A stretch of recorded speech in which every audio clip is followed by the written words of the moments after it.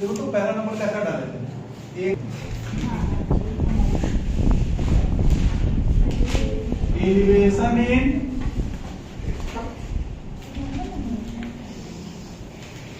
Boiling point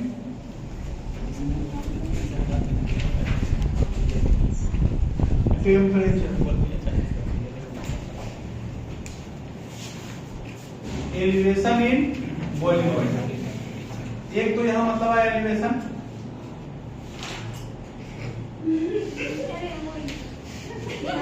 और दूसरा boiling point.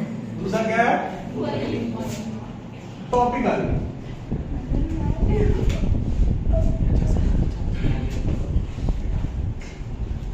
Topic क्या है बाबू,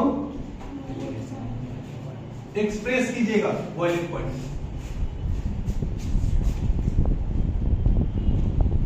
नहीं, वेपर प्रेशर बताओ। कंटेनर पानी, पूरा कंटेनर पानी भर देंगे? नहीं,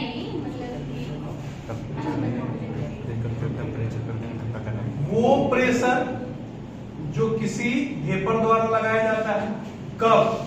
जब वो इक्विलिब्रियम हो अपने लिक्विड स्टेट के साथ, at a constant temperature in a closed vessel is known as vapour pressure. नहीं, बॉइलिंग पॉइंट किसको बोलते हैं? वेपर प्रेशर के टर्म में समझाते हैं। The temperature at which vapor pressure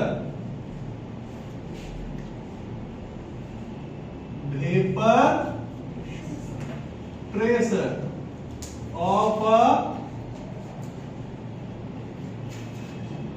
liquid becomes equal to atmospheric pressure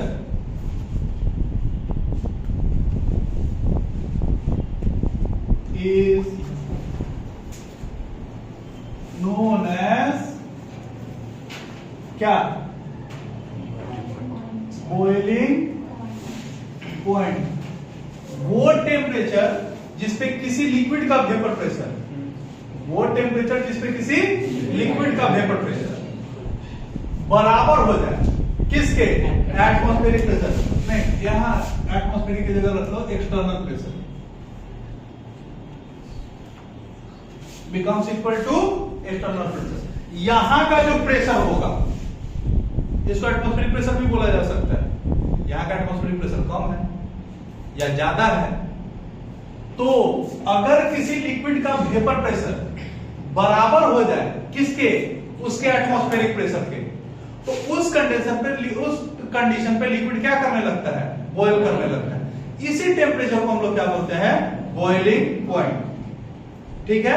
अगर आप इसी पानी को, सेम पानी को लेके कहां चले जाइए, माउंटेन पे, पहाड़ पे, तो वहां जाने पे प्रेशर बढ़ेगा कि घटेगा?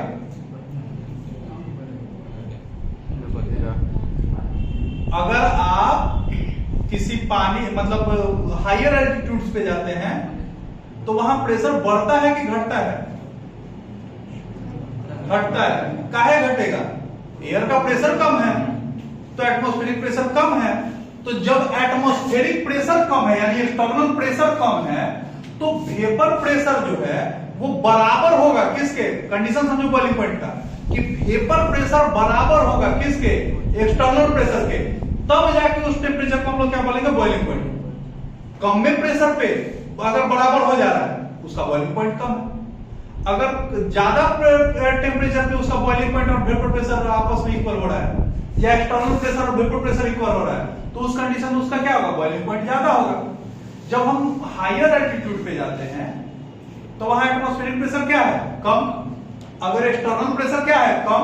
तो कम में वेपर बनेगा या वेपर प्रेशर कम में होगा तो लिक्विड क्या कर जाएगा? बॉयल कर जाएगा। इसीलिए हायर एल्टीट्यूड पे खाना पकाने में बड़ी दिक्कत होता है। क्यों? क्योंकि अगर एक खाना है, मान लो दाल हम पका रहे हैं, तो दाल पकाए तो क्या हो गया? अभी यहां पानी 100 डिग्री पे खोलेगा, तो दाल को ज्यादा टेम्परेचर मिलेगा, दाल को ज्यादा टेम्परेचर मिलेगा तो जल्दी पकेगा। लेकिन अगर यही हम माउंटेनियस रीजन पे चले जाएं, माउंटेन पे चले जाएं, पहाड़ पे चले जाएं, तो क्या होगा, वहां का एटमॉस्फेरिक प्रेशर क्या है, कम, तब पानी जल्दी बॉयल कर जाएगा 80 डिग्री पे, 70 डिग्री पे, समझ रहे हो, एकदम एक टेम्परेचर दे रहा है, मान लो कि 80 डिग्री पे बॉयल कर गया, तो दाल तो फिक्स है कि 100 डिग्री पे मान लो पकड़ा है, तो उसको 100 डिग्री चाहिए ही चाहिए। और यहाँ पानी कितना पे बॉयल कर रहा है, 80 पे, वहां पे कितना पे बॉयल कर रहा है, 80 पे, तो जब 80 पे, तो उसका 20 डिग्री का जो कमी है, तो उसको क्या लगना पड़ेगा, ज्यादा समय लगाना पड़ेगा, ताकि वो लिक्विड क्या, मतलब वो दाल क्या हो सके, पक सके। उस चीज के अंदर का प्रेशर बढ़ाने के लिए, अंदर का एक नया चीज का इजाद हुआ, उस चीज को हम लोग बोलते हैं प्रेशर कुकर। क्या बोलते हैं, एक्सटर्नल प्रेशर बराबर होना चाहिए ना, तो किया क्या, अंदर का प्रेशर क्या कर दिया, बढ़ा दिया। तो जब अंदर का प्रेशर बढ़ेगा तो लिक्विड का वेपर प्रेशर उस प्रेशर के बराबर होना चाहिए, तब ज्यादा टेम्परेचर देना पड़ेगा ना, ताकि लिक्विड का वेपर प्रेशर क्या हो, ज्यादा हो। उस कंडीशन में लिक्विड का बॉइलिंग पॉइंट क्या हो गया, ज्यादा।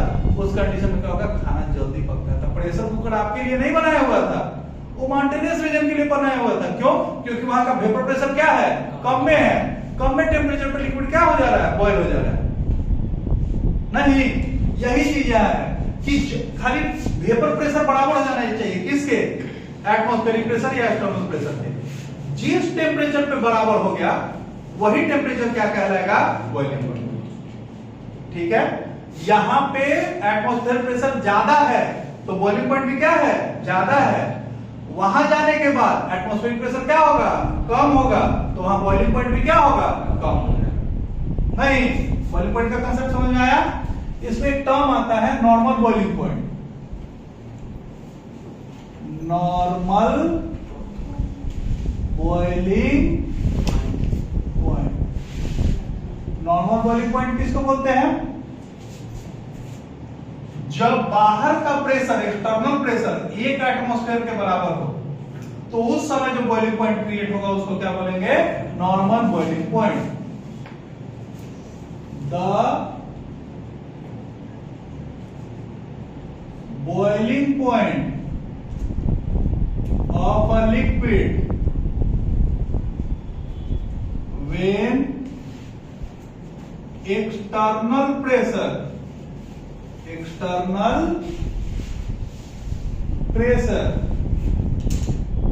is equal to 1 atmosphere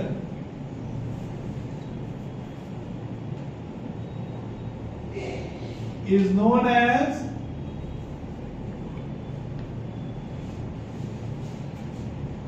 normal boiling point।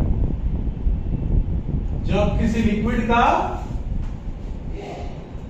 Boiling point उस समय का, जब एक्सटर्नल प्रेशर क्या हो, 1 एटमॉस्फेयर, तो उस समय जो बॉइलिंग पॉइंट आएगा उसको हम लोग क्या बोलेंगे, नॉर्मल बॉइलिंग पॉइंट। और हम लोग हर जगह नॉर्मल बॉइलिंग पॉइंट लेके ही चलते हैं। ठीक है, अब कहता है relative lowering of vapour pressure से याद कीजिए कि जब हम लोग नॉन वोलेटाइल सॉल्यूट ऐड करते हैं, कैसा सॉल्यूट, नॉन वोलेटाइल, किसमें, प्योर सॉल्वेंट में, तो वेपर प्रेशर क्या हो जाना है, कम हो जाना है। We know that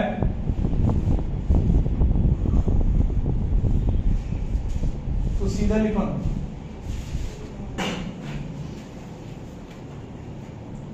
elevation in boiling point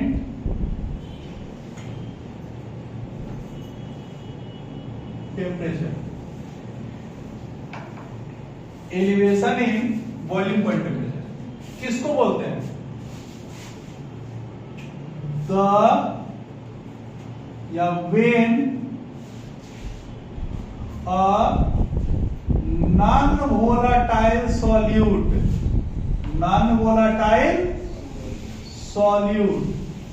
is added to a किसके, pure solvent, when a non-volatile solute is added to a pure solvent, then boiling point of solution, boiling point of solution increases. This is known as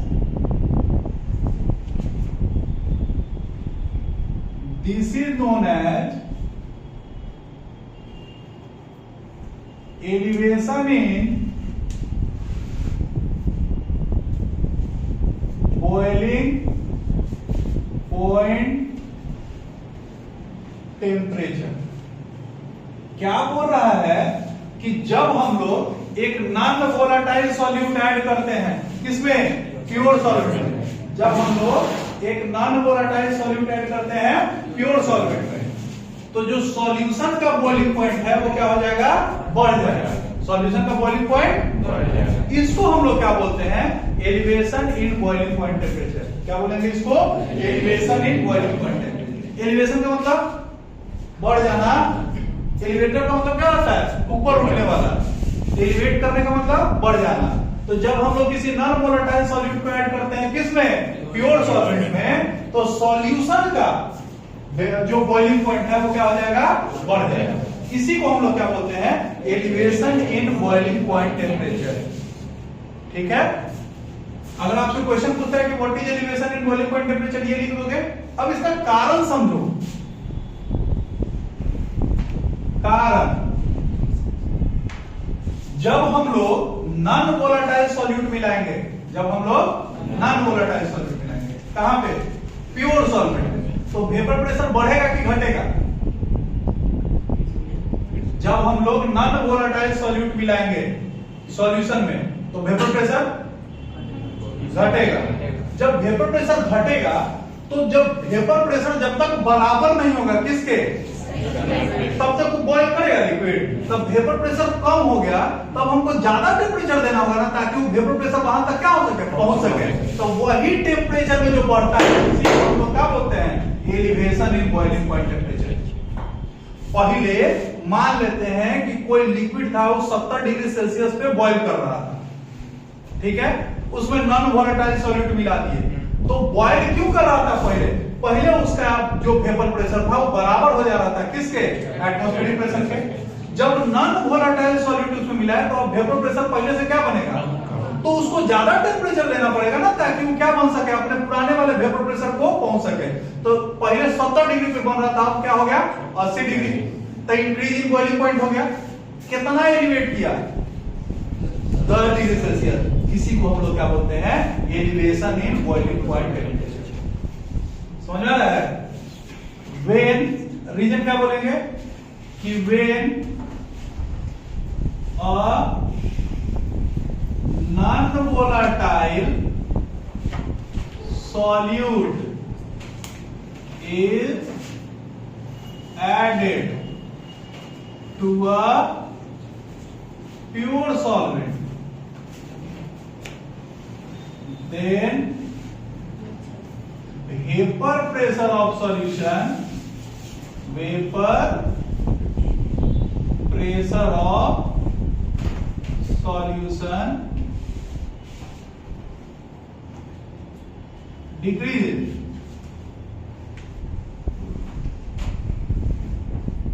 In order to maintain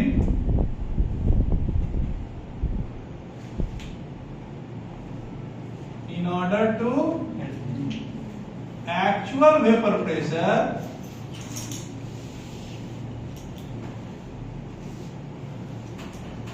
the temperature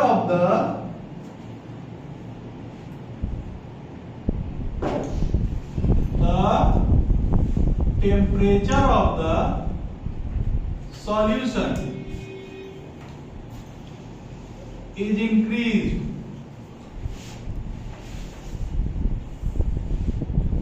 It is known as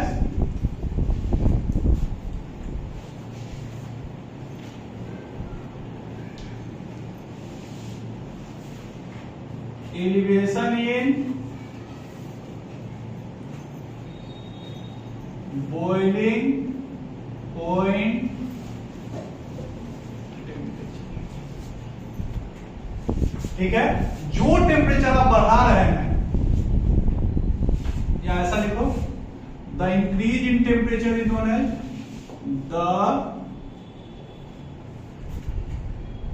increase in temperature is known as elevation in boiling point temperature. एक graph समझा रहे हैं, graph को समझने की कोशिश कीजिएगा। Graph अगर समझ में आ गया तो इसका मतलब कि आपका पूरा ऊपर का कंसेप्ट क्लियर है। वेपर प्रेशर क्या है? Vapour pressure. इधर क्या है? टेम्परेचर। टेम्परेचर नहीं, गर्मा है ना, थोड़े बोल रहे टेम्परेचर, टेम्परेचर क्यों बोल रहे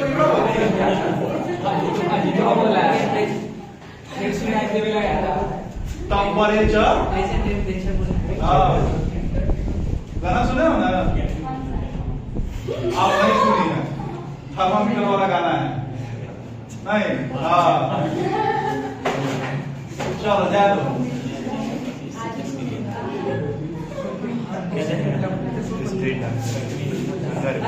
अजीब बेशरम आदमी है सब, सबसे गर्मी। ई है प्रेशर पी, ई कौन है? भाई किसको रिप्रेजेंट करेगा? एक्सटर्नल प्रेशर को। किस पे? इस एक्सटर्नल प्रेशर पे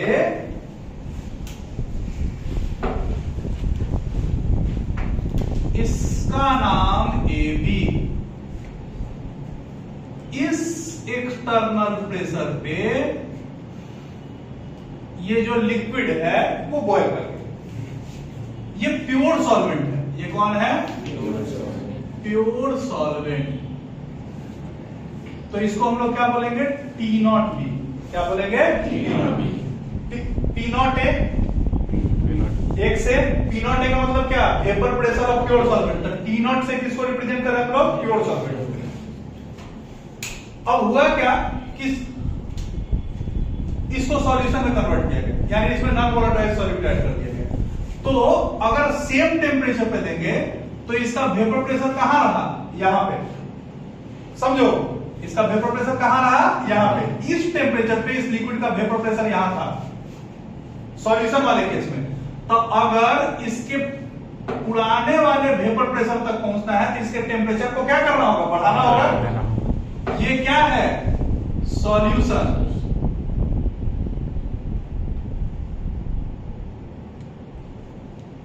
ये है बाबू टीबी। टीबी का मतलब बॉइलिंग पॉइंट ऑफ सॉल्यूशन। ये क्या है? Boiling point of solution. और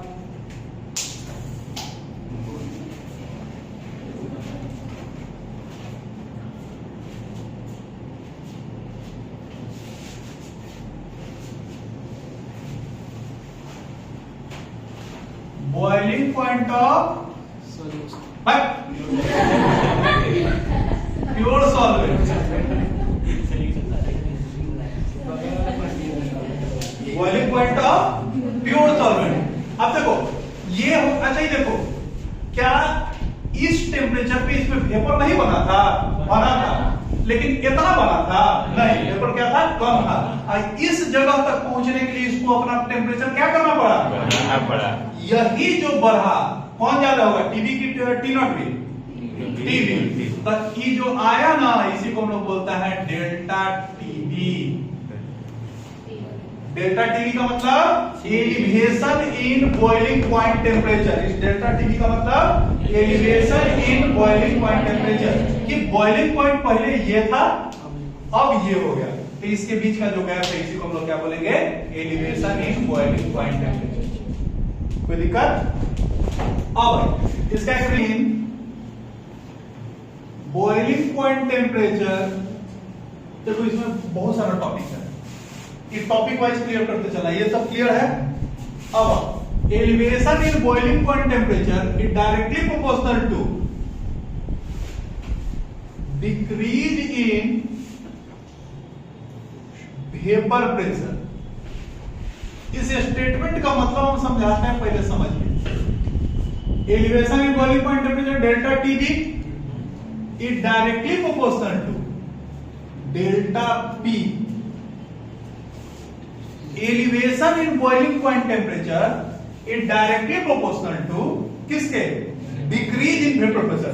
इसके वेपर प्रेशर में जितना कमी होगा उतना ही ज्यादा टेम्परेचर बढ़ाना पड़ेगा ताकि ये उड़ाने वाले जगह तक पहुंच सके। जैसे अगर इसका वेपर प्रेशर मान लो यहां तक होता, इसका यहां पे है ना, सॉल्यूशन का वेपर प्रेशर यहां तक होता, तब कम में टेम्परेचर देते तो पहुंच जाता। लेकिन अगर तो यहां होता तो ज्यादा टेम्परेचर देना होता, तो जितना कम वेपर बनेगा उतना ही ज्यादा टेम्परेचर देना पड़ेगा। यही बात यहां लिखा हुआ है क्या? कि elevation in boiling point temperature is directly proportional to किसके? Decrease in vapour pressure. नहीं, वेपर प्रेशर में जितना ज्यादा कमी होगा उतना ही ज्यादा टेम्परेचर आपको क्या करना होगा?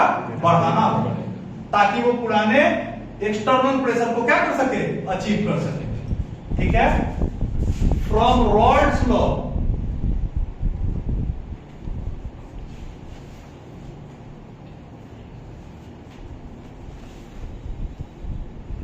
और we also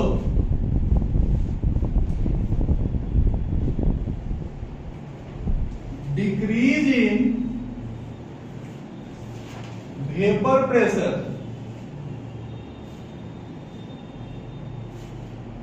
is directly proportional to molarity, यानी delta P is directly proportional to molarity को छोटा वाला m से रिप्रेजेंट करते हैं फ्रॉम 1 and 2। डेल्टा P से डेल्टा P गया तेल लेने, तो काफी हो गया delta TB directly proportional to m।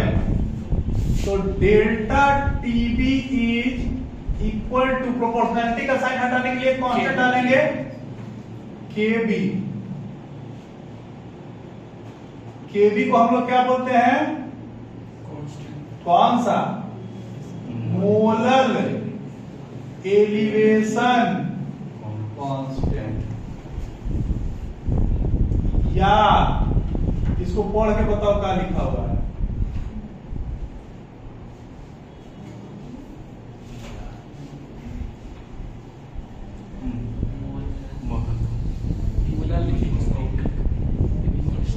Molar ebullioscopic constant. नहीं, आपसे ज्यादा इंग्लिश पढ़ा सर। हो गया।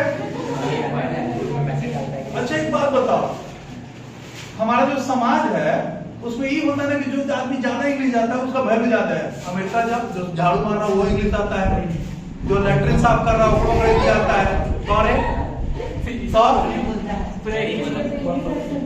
नहीं, एक भ्रम है कि a person who knows English is quite knowledgeable। जूता मारना चाहिए ऐसे लोग पे। तो सीधा जूता निकालो, अच्छा जूता कीजिए। इंग्लिश क्या है? एक भाषा है। किसी को इंग्लिश बढ़िया आता है, किसी को हिंदी आता है, कोई फ्रेंच बहुत अच्छा बोलता है, किसी को भोजपुरी में बढ़िया नॉलेज है। वो भाषा नहीं है। किसी उर्दू बोल लेता है, अमन उर्दू बोल लेता है, अमन उर्दू बोल लेता है। उर्दू में आपका नाम लिख रहे थे। वालेकुम अस्सलाम अमन। सलाम वालेकुम। हाँ भाई, क्लास होगा। हाँ कल इंग्लिश का क्लास अपने समय से चालू से। मोलर एलिवेशन कांस्टेंट और मोलर इब्यूलियोस्कोपिक कांस्टेंट। हाँ, इब्यूलियोस्कोपिक कांस्टेंट, इब्यूलियोस्कोपिक। अब देखो किसको कहते हैं, इसके बारे में हम लोग जानकारी करेंगे। अच्छा, इसका प्रूफ भी है, प्रूफ भी करवाते हैं। इसका प्रूफ है कि ऐसा कैसे आया। नहीं, कुछ नहीं है, नॉर्मल सा को प्रूफ है। चलो कर। हाँ, ये आया कहां से, ये एक्सप्रेशन आया कहां से, इसका को प्रूफ है। प्रूफ देखो, proof of delta TB is equal to KB into. देखो, जैसा कि हम लोग बचपन में पढ़े थे, elevation in boiling point, elevation in temperature is directly proportional to decrease in vapor pressure. Decrease in अदिति रूट बोलिए बस यानी delta TV is directly proportional to delta P. ठीक है. ऑल्सो रॉड्स लॉ क्या कहता है? फ्रॉम रॉड्स लॉ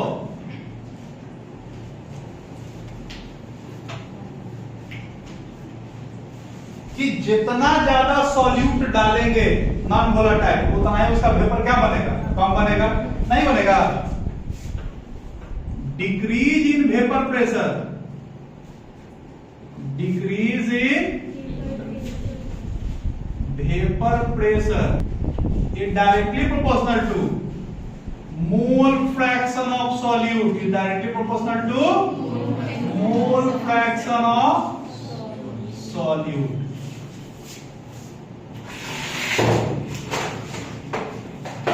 यानी delta TB directly proportional to किसके? एक से मोल फ्रैक्शन ऑफ सॉलिड को हम लोग आईए से रिप्रेजेंट करते हैं या एक्स से रिप्रेजेंट करते हैं? तो फ्रॉम पहला एंड दूसरा क्या होगा हुआ? डेल्टा टीबी डायरेक्टली प्रोपोर्शनल है डेल्टा पी के और डेल्टा पी डायरेक्टली प्रोपोर्शनल है एक्स के. तो delta P directly proportional x के नहीं हो जाएगा? Delta TB is equal to K into x. अब देखो के भी नहीं डाले, रुक जाओ, काहे नहीं डाले? Mole fraction of solute is equal to क्या? कैसे? Number of moles of solute by number of moles of solute plus number of moles of solvent होगा. If solution is diluted in nature,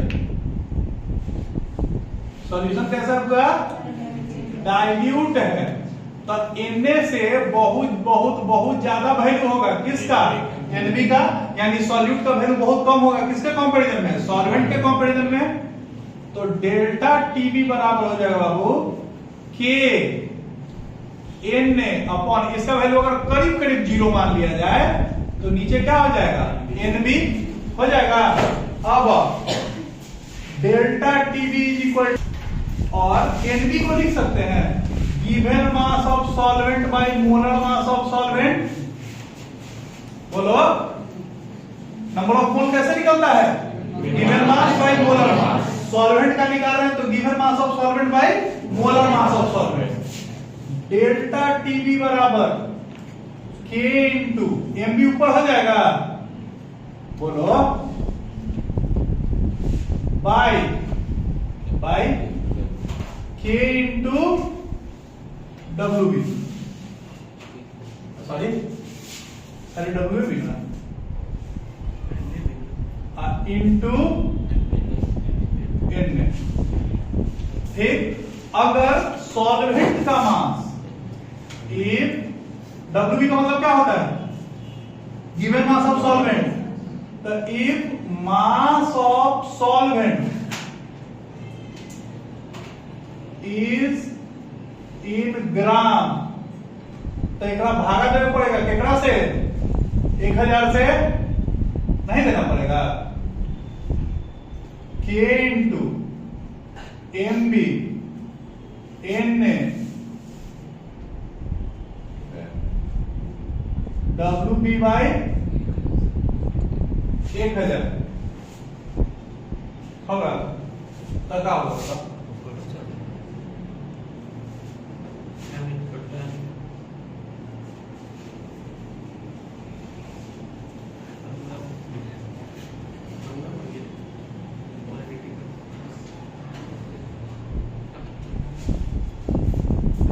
molarity का formula देखो तो क्या है? देखो तो निकाले, पढ़ा है मोलरिटी का formula.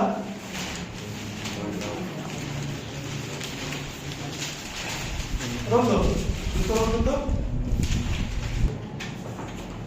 Number of moles of solute present in per KG of solvent. Number of moles of solute present in, इतना को हम लोग क्या बोलते हैं, मोलालिटी K इंटू एम में इंटू एम।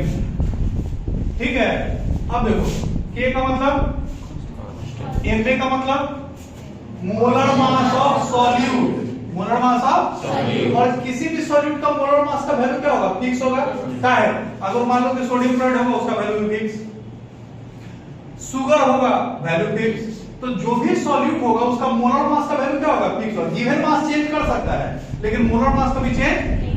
तो इस दोनों को मिला के K इंटू एम ए को मिला के हम लोग कांस्टेंट डालें क्या, KB। तो डेल्टा TB बराबर KB into,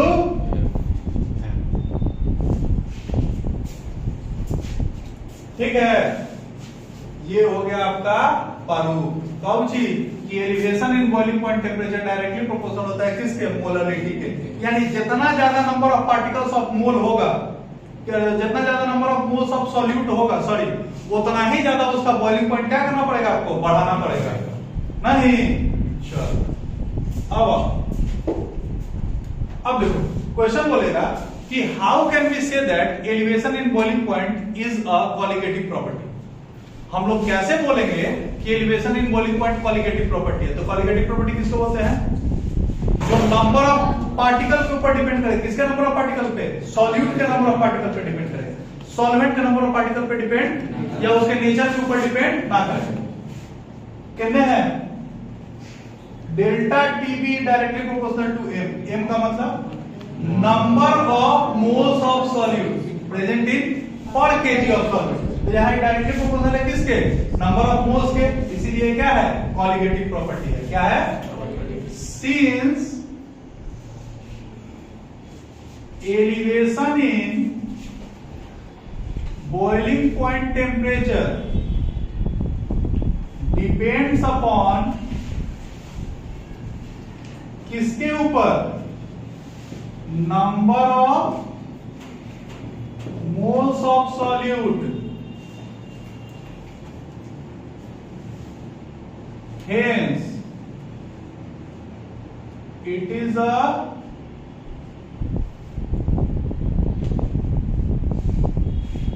qualitative property। Elevation in boiling point temperature किसके ऊपर डिपेंड करता है, number of moles of solute के ऊपर, इसीलिए कैसा प्रॉपर्टी है, क्वालिटेटिव प्रॉपर्टी। ठीक है, अब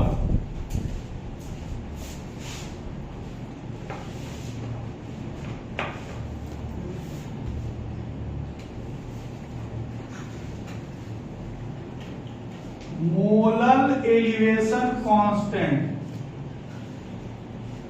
किसको कहते हैं, मोलर एलिवेशन कांस्टेंट किसको कहते हैं, केबी को।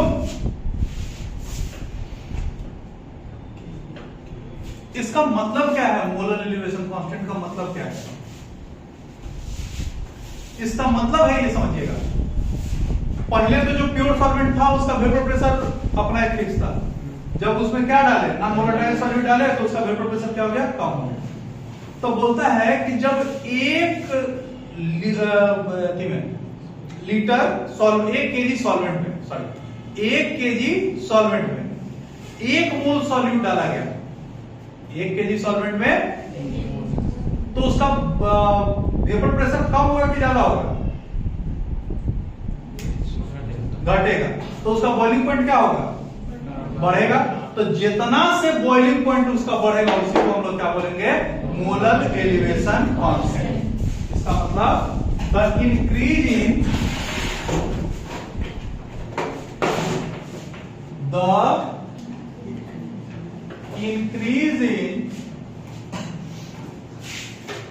Boiling point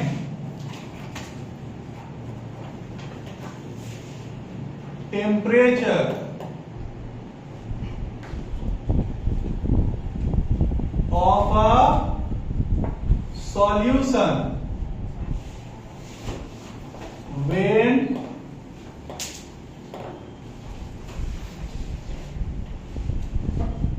when 1 mole of non-volatile solute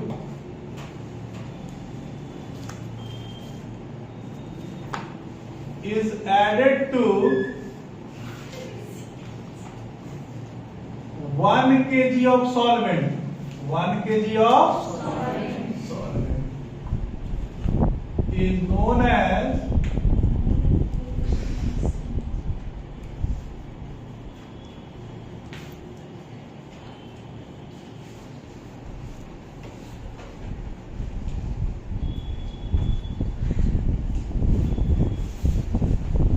क्या बोल रहा है कि टेम्परेचर में उतना बढ़ोतरी, किसके टेम्परेचर में, बॉइलिंग पॉइंट टेम्परेचर में उतना बढ़ोतरी कब, जब 1 केजी सॉल्वेंट में कितना डाला गया है सॉल्यूट, 1 मोल सॉल्यूट डाला गया है, तो जितना से बॉइलिंग पॉइंट उसका क्या हो जाएगा, बढ़ जाएगा, उसी को क्या बोलेंगे, मोलर एलिवेशन कांस्टेंट। ठीक है, और ये हर सॉल्यूट के लिए क्या होगा, अलग अलग होगा, क्या होगा, रीजन बताते हैं। 1 मोल सोडियम क्लोराइड का वजन कुछ और आएगा, 1 मोल पोटेशियम क्लोराइड के लिए कुछ और आएगा, तो उसका मास जब बढ़ेगा तो वो उसके बॉइलिंग पॉइंट को क्या करेगा, अफेक्ट करेगा। कैसे अफेक्ट करेगा, तो ये टॉपिक समझ में आ गया। इसके बाद आइए यूनिट ऑफ, ये देखो एक तुम्हारे लोगों का नहीं है लेकिन फिर भी उसको पढ़ा देते हैं, इसे क्वेश्चन पूछता है। नोट फ्रॉम थर्मोडायनेमिक कंसेप्ट, देखो from the concept of thermodynamics,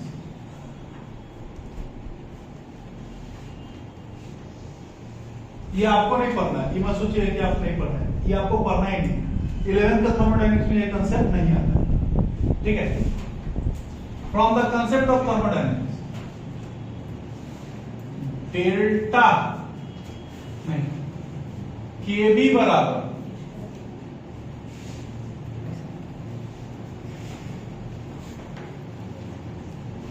M R T0 B का whole square by 1000 into delta H vaporisation.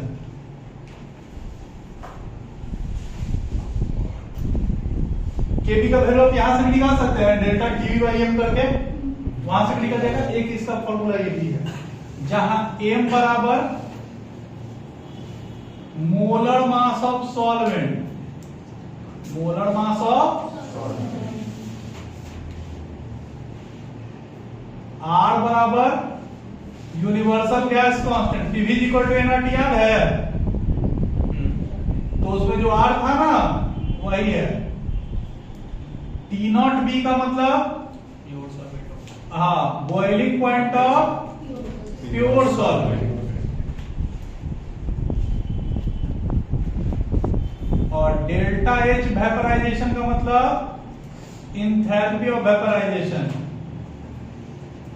Enthalpy of vaporisation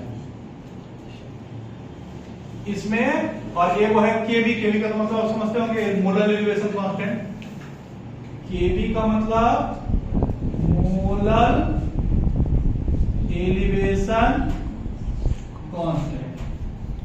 देखो ये तो फिक्स है, यूनिवर्सल गैस कांस्टेंट फिक्स है, boiling point of pure solvent जो भी, तो इसमें 1 2 3 4 वो चीज आपको नहीं पता है, तो 4 में से अगर कोई 3 का वैल्यू दे दिया तो चौथा उसको निकाल सकते हैं, समझ आया, ये हो गया। अब यूनिट ऑफ केबी,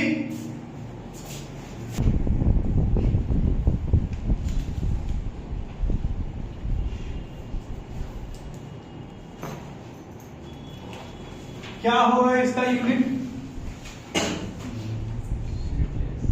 केबी बराबर डेल्टा टीबी बाई एम, नहीं हो जाएगा, delta TB is equal to KB into M, तो केबी बराबर delta TB by M. T किसको रिप्रेजेंट कर रहा है, टेम्परेचर को, तो ऊपर हो जाएगा क्या, टेम्परेचर पर मोलरिटी, नहीं, टेम्परेचर को आप किस में रिप्रेजेंट कर सकते हैं? डिग्री सेल्सियस पर मोलरिटी या केल्विन पर मोलरिटी या केल्विन। मोलरिटी को क्या लिख सकते हैं बताओ? Number of moles of solute, number of present in per KG of solvent. तो यहां से क्या हो गया? केल्विन केजी मोल, केल्विन केजी पर मोल। ठीक है, इन तीनों में से कोई भी आप यूनिट इसका देख सकते। ठीक है, last topic observed molar mass. उसमें भी निकाले थे ना elevation relative lowering of vapour pressure में। ऑब्जर्व्ड मोलर मास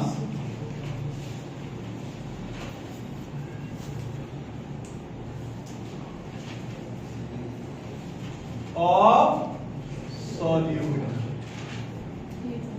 देखो कितने का लो, delta TB is equal to KB into M.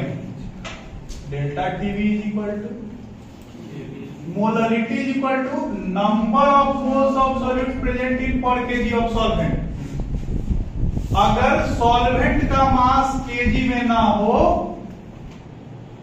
तो इसको आप कन्वर्ट कर लीजिए किस में? केजी में। 1000 से भागा देके तो डेल्टा टीबी बराबर KB into 1000 into NA upon WB.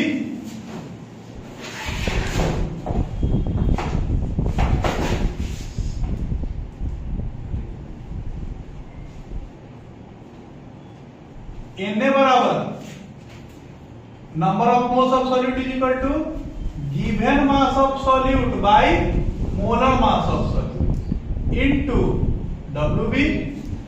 नहीं तो हमको किसका मास निकालना है? Molar mass of solute M में निकालना है। तो क्या हो जाएगा? K B 1000 W A upon delta TB into